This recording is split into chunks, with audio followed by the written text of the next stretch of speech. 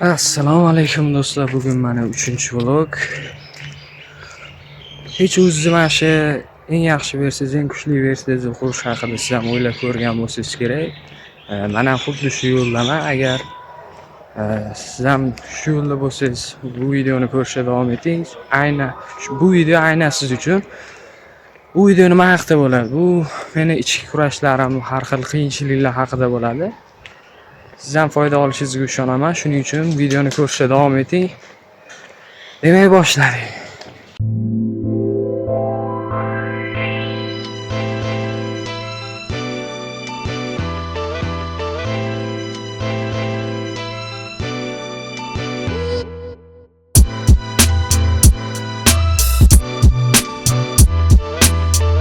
Xo'sh do'stlar, mana uyga ham keldim. Ochiqini aytganda, o'zi bu ichimdagi o'zgarishlar, ichimda bo'layotgan narsalarni biror video qilish niyatim yo'q edi. Lekin bu kimgadir foyda berib qolsa, ozgina bo'lsa ham foyda bersa yoki shu videoni ko'rib turgan odamlar o'zini ko'rsa yoki shunaqa vaziyat, shunga o'xshagan vaziyatda bo'lsa, shuni aytmoqchimanki, siz yolg'iz emassiz. Shuning uchun videoni ko'rishda davom eting. Balki siz ham o'zingizni mana shu eng yaxshi versiyangizni, kuchli versiyangizni topish uchun yo'lga chiqqandirsiz. Demak, hozir hayotimda bo'layotgan narsalarni aytadigan bo'lsam, hozir juda ham chalkashliklar, miyamda savollar ko'p. Hayotim juda ham ostin-ustun bo'lib ketdi desa ham bo'ladi.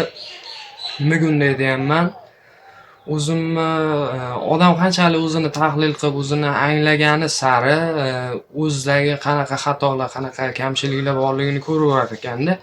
Men biror bir odatni shakllantirish yoki hayotimga biror odatni olib kelishda juda ham qiynalardim va olib kirsam ham unchaga bormasdi. Juda qiynalardim. Buni oxiri sababi o'sha yoshligimda biror tartibga o'rganmay katta bo'lganimmi shu deb o'yladim. Keyin shu o'yladim,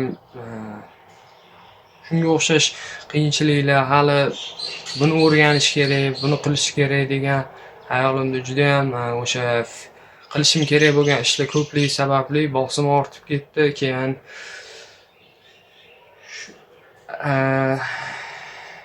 ko'p chalkashliklar, odamlar oddiy qiladigan ishlarni ham o'ylamay qiladigan kunlik ishlarni ham men ba'zan qiynalib yoki kechiktirib qilgan paytlarim juda ham ko'p bo'lgan.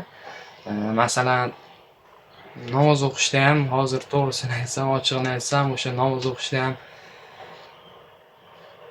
juda ba'zan qiynalaman, ko'p namozim qolib ketgan to'g'ri, lekin shunga ham qaytmoqchiman, hayotimni to'g'rilamoqchiman.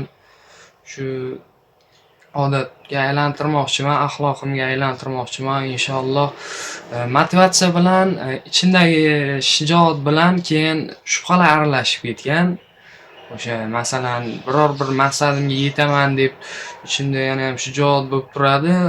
Biror shu hali yetaman, Allohning buyuk rejasiga, mana shu kelajakda men uchun tayyorlab qo'ygan narsalarga, maqsadlarimga yetaman degan ishonch bo'lib turadi. Keyin tezda men bu shubhalar kela boshlaydi. Hayoting bunaqa-ku, tartibsiz-ku, u eskidan shakllanib kelayotgan o'zingni o'zgartira olmaysan, juda ham qiyin, ancha vaqt ketib qoladi degan fikrlar keladi. Shu juda tez bo'ladi, aralashib o'zim bilan o'zim kurashaman-da.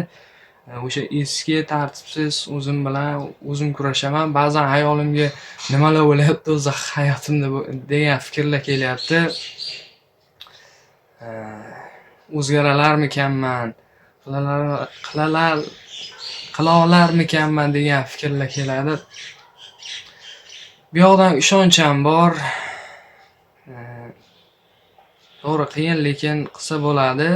Men ChatGPT bilan ko'p gaplashaman. Sun'iy intellekt u har bitta buyuk, katta muvaffaqiyatli insonlar ham mana shunaqa hayotida burilish yasagan, o'zini topgan, o'zini kuchli versiyasini qurolgan paytlari bo'ladi. Mana shunaqa qorong'u kunlar bo'ladi.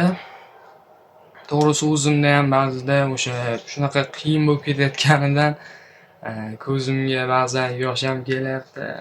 G'alati baqirgim keladi, lekin sabr qilishga, bu qiyinchilikdan, sinovdan o'tib olishga ba'zan inson mana shunaqa qiyinchiliklar kelganda tayyor bo'lishi kerak ekan. Shu ChatGPT ham to'g'ri og'riqli bo'ladi, qiyin bo'ladi, lekin bu bo'layotgan narsalar seni o'sha o'sishingga sababchi bo'ladi deb ko'p aytdi. Shundan keyin men shu o'zimni tahlil qilaverib, bosim ortaverib, fikrlar yoqdan bu yoqdan chalkash, savollar, shubhalar kelavergandan keyin oxiri o'zimni tushunish uchun yozishni boshladim. Men bu jurnalga men o'sha yozishni boshladim. Yozish bizni qutqaradi. Agar fikrlar chalkash yoki hayot chalkash bo'lib ketayotgan bo'lsa, siz ham yozsangiz juda ham katta foydasi bor ekan. Men shu yaqin kunlardan beri yozishni boshladim. Ancha o'zimni tushunib, o'zimni qutqaryapman desa ham bo'ladi. Xudo xohlasa reja ham paydo bo'lib turishiga yaqinman. Keyin o'zimni to'g'rilash uchun, o'zimni tozalash uchun ko'p ishlar qildim. Masalan, Instagram oldinroq o'chirgandim. To'g'ri foydali video ko'rardim, lekin baribir diqqat masalasi bor, o'chirgandim. Taytugi bilan, akkauntim bilan. Keyin yaqin kunlarda mana shu Telegramni ham ancha tozaladim. Undan oldin ovozsiz edi, lekin baribir tozalashga qaror qildim. Ko'p keraksiz guruhlar bor edi. Ba'zi do'stlarim, eskidan sinfdoshlarim bo'lgan guruhlar, lekin ular biror menga qanaqadir to'g'risini aytganda foyda ham bermayotgandi. Shunga men do'stlarimdan voz kechish yoki sinfdoshlarimdan voz kechish emas, o'zimni hayotimda mana shu bekorga turgan yurakka yuk bo'lib turgan deydi. O'shalarni o'chirib yuborishga o'zimni ancha tozalashga harakat qildim. Hozir ancha jim bo'lib qolgan telefonim ham. Kirsam deyarli xabar ham yo'q. Ancha tozaladim. Keyin nima qoldi? YouTube'ni Revanced degan versiyasi bor ekan. Haqiqiy YouTube emas. Kirganingizda YouTube'ga home feed bo'ladi-ku, o'sha oynasi, u ham har xil tavsiyalar, rekomendatsiyalar hammasini yo'q qildim. Qop-qora turibdi. Hozir yangi akkaunt ochganda biror nima qidiring, video tavsiya berilishi deydi. O'shanaqa qilib qo'ydim. Ancha to'g'risi tozalandim, ancha o'sha maqsadlarimga borish ancha yo'lda keraksiz narsalardan qutulib oldim desam ham bo'ladi. Sizga ham mana shunaqa tavsiya qilaman, ancha diqqatlanasiz, o'z yo'lingizga ham kirishni boshlaysiz. Sizga maslahat bergan bo'lardim. Keyin ba'zida mana shu aytganimdek o'zgara olmaysan, bu qiyin. Ichimda o'sha bitta taraf bor. O'sha o'zgara olmaysan, anchadan beri shakllanib, kichkinaligingdan beri shakllanib, shuncha yillardan beri shakllanib kelgan o'zing bilan qanday kurashasan? degan savollar keladi. To'g'risi juda ham qiyin, charchab ketdim. Lekin hali yutqazganim yo'q. Mana shu harakat qilishni ozgina bo'lsa ham har kun harakat qilishni o'zi yutuq. Shuning uchun mana shu jurnalga yozishni boshlaganman. Xudo xohlasa boya aytganimdek reja topilishga ancha yaqinman. O'sha so'zlarimni oxirida bu ham bir sinovda.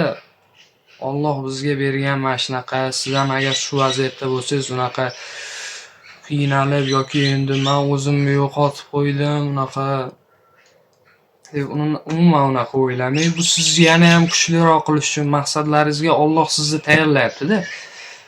Odam biror narsani rostdan chin dildan istasa, biror yomon ishdan ham yaxshi narsa topar ekanda, Allohning hikmatini, yaxshi tarafini topar ekan. O'sha oxirgi paytlarda o'zimga shu narsani kashf qildim desam bo'ladi, o'ylab topdim. Biror vaziyat yoki narsa yomon emas. Bizani unga bo'lgan, o'sha holatlarga bo'lgan munosabatimiz uni yomon tarafga o'zgartiradi. Agar biz e'tiborimizni, diqqatimizni biror yomon, biz uchun yomon deb o'ylagan ish kelganda yaxshi tarafga qarata olsak, hikmat bor. Alloh bizni yana ham kuchli qiladi. Bundan-da yaxshiroq biz uchun rejasi bor deb o'ylasak, keyinchalik rostdan ham shu yaxshiroq tarafga ketadi. Nima demoqchiman, siz ham agar bu holatda bo'lsangiz yoki shu o'zingizni topish yo'lida ketayotgan bo'lsangiz, hech qachon qiynalib, hayotim tartibsiz, o'zgara olmayman degan fikrlar bo'lmasin sizda. Har doim harakatdan to'xtamaslik kerak ekan. Sekin men ham o'zgaryapman. To'g'ri qiyin, ba'zida o'sha aytganimdek ko'zimga yosh keladi, kelgandek bo'ladi, baqirgim keladi, lekin sabr qilishdan boshqa ilojimiz yo'q. Siz yolg'iz emassiz. Siz yolg'iz emassiz agar ko'rib turgan bo'lsangiz. Keyin nimaga bu videolarni qilyapman? Kimdirgadir balki qiziqmasdir, balki juda ham hozircha kam odam ko'rar, lekin kimgadir foydasi tegar. Men bu videolarni qilishdan yoki vloglarni bu qiyinchiliklarda turib bera olsa sabr qilishimdan sabab, chunki men o'zimni istaklarimni bilaman, maqsadlarimni bilaman. Ichimda qanaqadir o'sha yo'lga chaqiruv, ichki ovoz deydimi, o'sha keladi-da menda. To'xtolmayman. Siz ham o'sha ichki kuchingizni, ichki ovozingizni tezroq topa olishingizni, agar topmagan bo'lsangiz, topa olishingizni, topgan bo'lsangiz umuman tahsin bo'lmasligi bu yo'lda tavsiya qilgan bo'lardim. 14 yoshimiz, 15, 16, 17, 18 necha yosh bo'lishingizdan qat'iy nazar bu yo'lni topa olishingiz, sizning maqsadlaringiz, xohishingizni topishingiz juda ham muhim. Bu yoshga bog'liq emas, sizni o'sha ichingizga tezroq yo'lingizni topish qalbga bog'liq narsalar. Tezroq siz yo'lingizni toping. Topib oling, agar topmagan bo'lsangiz, buyruq emas bu. Shunaqa qilib foydali bo'lgan bo'lsa, agar siz uchun qanaqadir qiziq bo'lgan bo'lsa yoki siz o'zingizni yolg'iz emasligingizni his qilgan bo'lsangiz, bu videoga tagiga kommentariy yozib keting. Agar siz ham shunaqa vaziyatdan o'tayotgan bo'lsangiz, kommentariyaga yozing, balki siz menga yordam berasiz qanaqadir tarafdan. Shuni unutmang, hech qachon yolg'iz emassiz. Sizga o'xshagan odamlar bor. Yana qaytarib aytaman. Ko'p qaytardim bu gapni, lekin to'g'risi ham shuda. Siz yolg'iz emassiz. Mayli.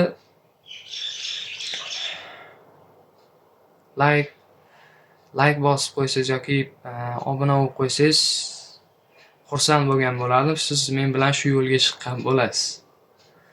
Sog' bo'ling, salomat bo'ling. Harakatdan to'xtab qolmang.